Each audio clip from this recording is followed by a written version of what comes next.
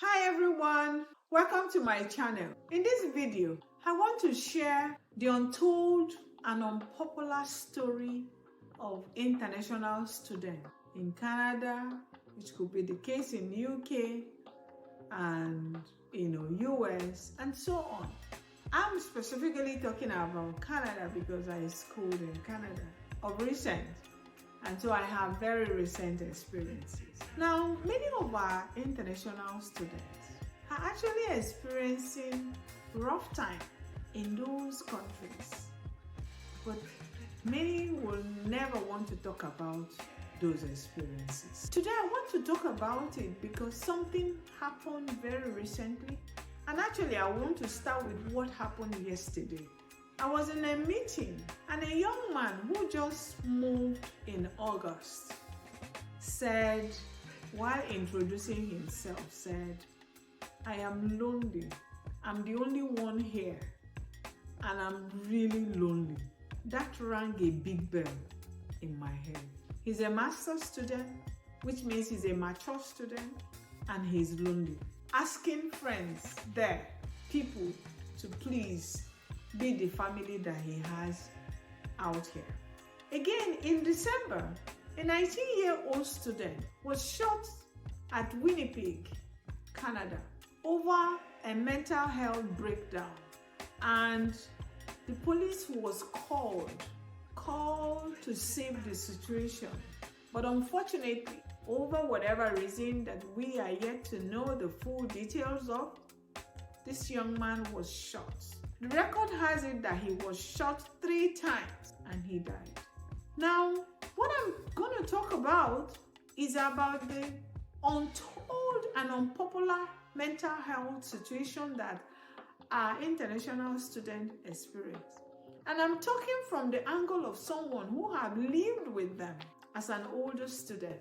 I was in Canada doing my MBA for over 2 years, and so I was in school with young students, especially younger ones. Not to say that older students don't also have fair share of the challenges, but maybe it's worse when they are younger. And so I will touch on some of them. One is anxiety. These students are suffering from all categories of anxiety. They are worried, they are struggling with depression, their family are far away and they don't have friends, they are not able to integrate into the system. The academic structure or style is totally different, that some get lost within the first semester. The lifestyle is also different. Some of them are just struggling. It's clear. I remember then in school that at some point when some of them run into me, they want to take the other way because they know that I'm going to talk. How can it be cold and you want to dress like it's the summer? That's a lifestyle. They want to belong. Some of them are struggling with working and schooling, where many of us are coming from. There is nothing like working and schooling.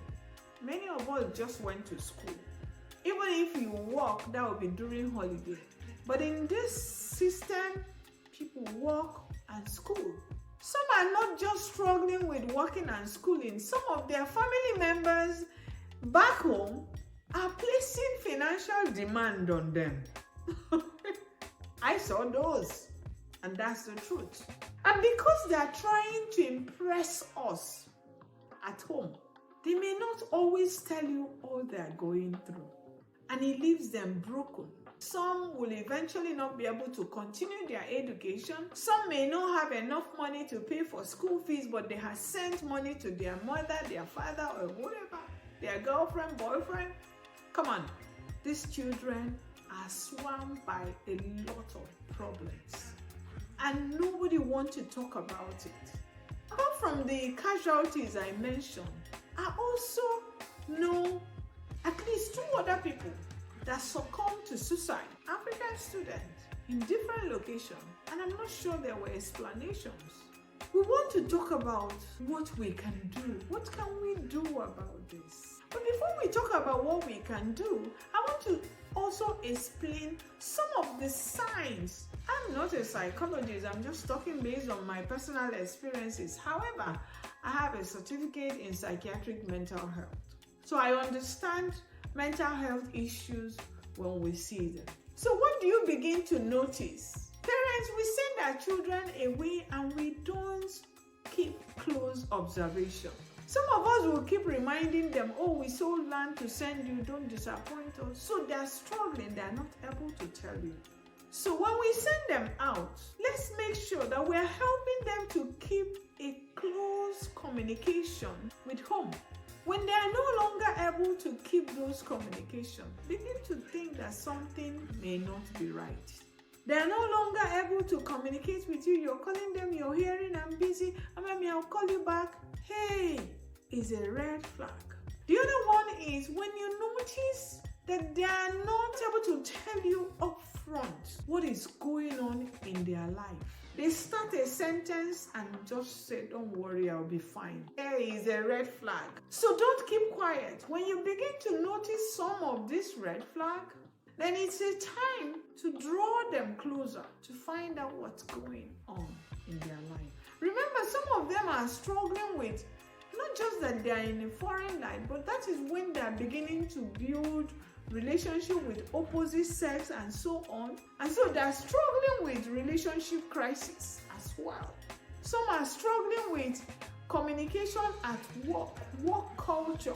Some are even struggling with language. They speak English, but they're not understanding their English. The other red flag is when suddenly your child begins to speak the English you can't even understand.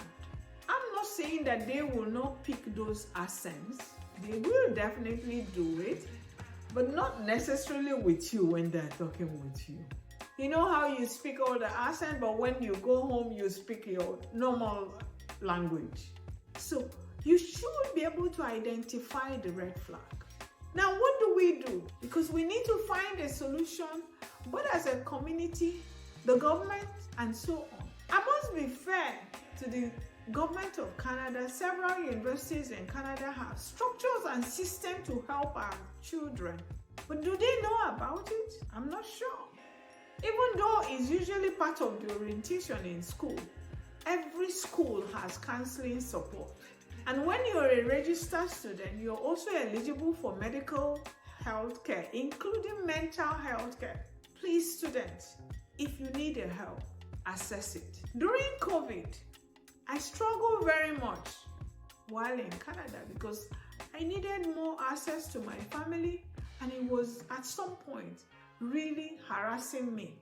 I reached out to the counseling unit, and a counselor was assigned to me to check up on me routinely, asking about my progress. And so let's assess those services. If your child does not know they need those services, your interaction, when you notice the red flag, please direct the child to the services that are available in school. If you're sending a young child, a teenager, young adult, why don't you explore and have a guardian or a counselor, someone that you can rely on in the system that can help. Log onto the internet, find a local church. You have many churches from different African backgrounds or wherever we are coming from that are in those locations. Identify them, and they will be able to have someone that can help. If it's possible, if you're sending your child away to Canada, hey, parents, we have hearts. Some will send their children away and for 6 years they have never seen them. When you see them, you can't even recognize whether Obi is still a boy. If you must send them, then you should also invest in being able to visit them. Don't just send them away thinking that they will be there for 5, 6, 7 years and come back to you the same. No. So it should be part of your plan to also set aside funds to be able to visit them. As soon as your child is a student in Canada, US, or wherever, you can always get visa. But none of them will deny you visa, except you don't have the basic qualification eligibility to get a visa. They will not deny you visa when you apply to go visit your child. So make sure you get a visa so you'll be able to go. That's one. 2, parents, I need you to form a kind of relationship with your child that will make them tell you things they are not able to tell others. It may be a tall order, but it's possible. Before you send out a child, understand your child enough, tutor the child, coach the child on what to expect, so you're not throwing the child to a wilderness and the child will get lost. If you're not able to do that, then maybe it's not time to send the child. The child can finish her first degree in Nigeria and be more mature. Now, this is not to say that even older students, masters, PhD, don't get lost. Sometimes they get so overwhelmed and they struggle. If you're still listening to me at this point, I would like you to like, share, and subscribe. And please feel free to drop your comment in the comment box. If you're the international student, back to our conversation, you should be able to set a goal. Understand that the journey you're embarking to the foreign land may not be an easy journey. Set a goal and begin to put a milestone that are gradual. Don't set a big goal at a time. If you set a big goal at a time, it will swallow you. Know that this is adventure and you should be able to explore, but don't get lost in exploring. I see a lot of students that, all they try to do is party all year round. Hey, when you do that, you may struggle with your academics. You may struggle with your finances because you're spending money that you don't have. Another thing is that you also need to learn to interact with the culture where you are. Whatever is in your head, remember, you're coming to a new setting and you need to embrace them.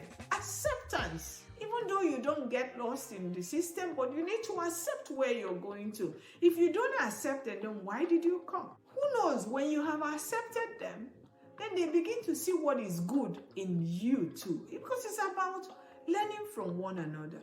You need to understand that there are structures and systems that are available to support you. You need to be free and bold enough to cry out for help.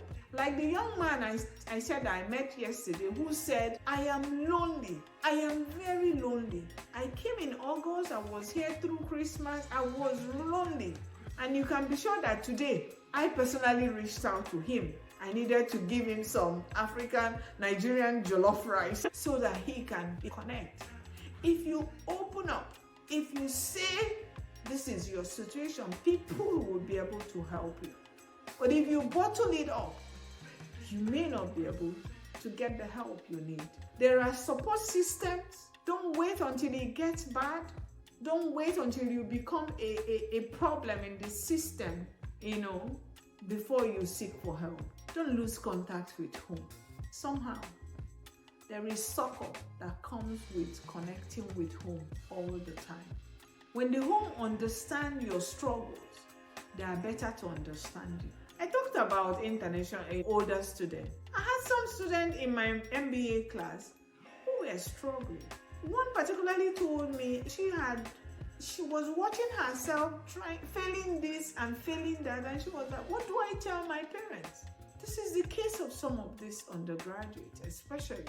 But when they open up to someone in the system who is able to help them, it makes life a little easier. I know that sharing these experiences will be able to help someone, either someone who is already out in Canada or any of these foreign countries struggling, or someone who is still planning to go, including parents who are planning to send their children. The idea is to share our experiences and help to make life better and easier for all of us. Thank you for watching. Please like, share, and subscribe to my channel. I look forward to seeing you in my next video.